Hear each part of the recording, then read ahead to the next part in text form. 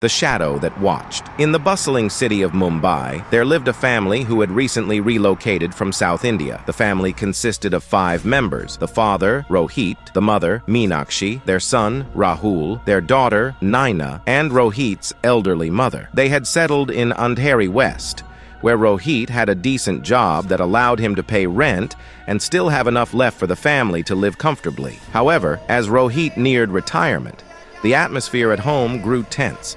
The family had to find a new place to live, as there wasn't enough income to support them post-retirement. Rohit began searching for a new home nearby, but had little luck finding a place that fit their budget. One day, while at work, Rohit received a call from a property agent. "Sir, I found the property you were looking for," the agent said. Rohit was overjoyed. That evening, he and Meenakshi went to see the house. It was a decent 2 BHK, smaller than their current place, but cozy and affordable. The rent was only 20,000 rupees. The low price made them suspicious, so they asked the agent why it was so cheap. The agent quickly brushed off their concerns, explaining that the previous tenants had moved to the US and didn't want the house to remain vacant for too long. Relieved, the couple decided to move in after Rohit's retirement. A few months later, as Rohit prepared to retire, he started renovating the new house. Everything was going smoothly until one of the workers reported hearing a banging noise from a window. When he opened it, he found 5 or 6 dead birds. Startled, he told Rohit, who dismissed the incident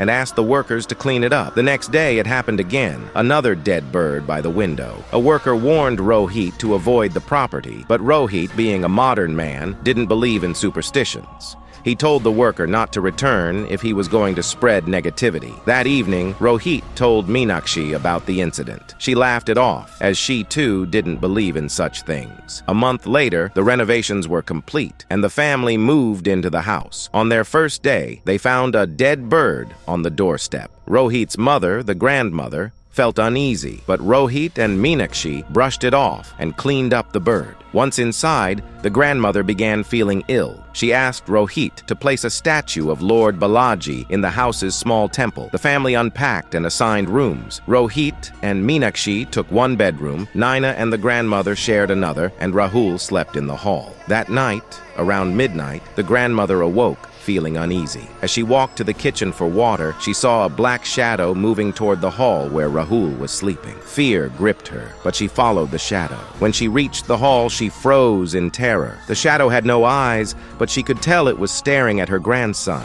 Its form was undefined, but the faint moonlight made it resemble a woman. What terrified her most was how the light around it seemed to disappear, as if this shadow was darker than anything else in the world. Overcome with fear, the grandmother fainted. Hearing the sound of her fall, Rohit and Meenakshi rushed out of their room and found her unconscious, clutching her chest. They hurried her to the hospital, where she regained consciousness briefly. With her last bit of strength, she whispered, "Get out of the house," before passing away from a heart attack. Rohit was devastated, and Rahul informed Meenakshi of their grandmother's final words. As Meenakshi processed this, she suddenly heard a loud crash from the kitchen. When she entered, she found broken plates scattered across the floor. Standing there was Naina. Meenakshi scolded her, assuming she had caused the mess. But then she heard Naina's voice calling for help from the restroom. Meenakshi froze. If Naina was in the restroom, who was standing in the kitchen?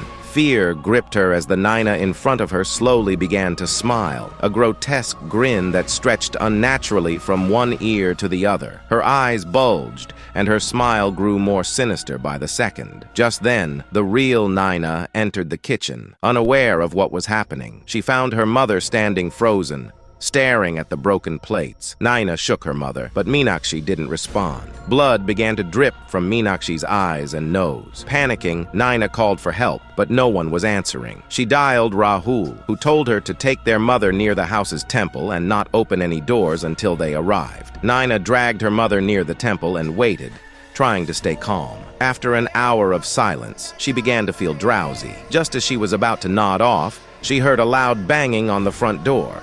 She remembered Rahul's warning not to open it. The banging grew louder and more insistent. Terrified, she resisted the urge to respond. Suddenly, the banging stopped, and an eerie silence fell over the house. Then, she heard her brother's voice from the other side of the door. He said their father had collapsed outside and was calling for help. Forgetting the warning, Naina ran to the door and opened it. There stood Rahul, smiling eerily at her. Confused, she asked where their father was. Rahul didn't answer, but pointed toward the dark street. As Naina peered into the darkness, she saw her real brother and father just arriving in their car. A chill ran down her spine. Before she could react, the Rahul standing in front of her grabbed her and shoved her inside the house. The door slammed shut. Meanwhile, Rahul and Rohit rushed inside the house. Hearing Naina's scream, they found blood on the steps leading to the front door. Inside, everything was in disarray. Plates and furniture were scattered,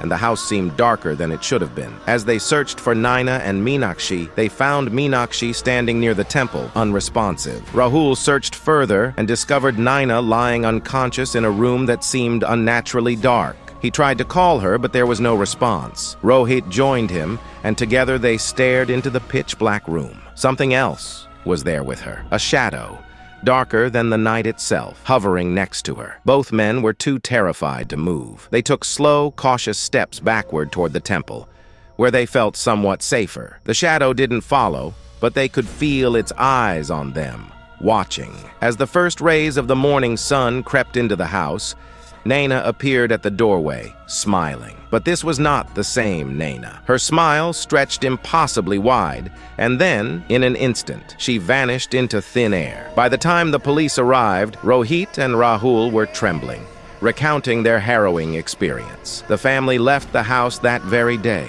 never to return. What happened within those walls remains a mystery, but Rohit and Rahul knew one thing for sure.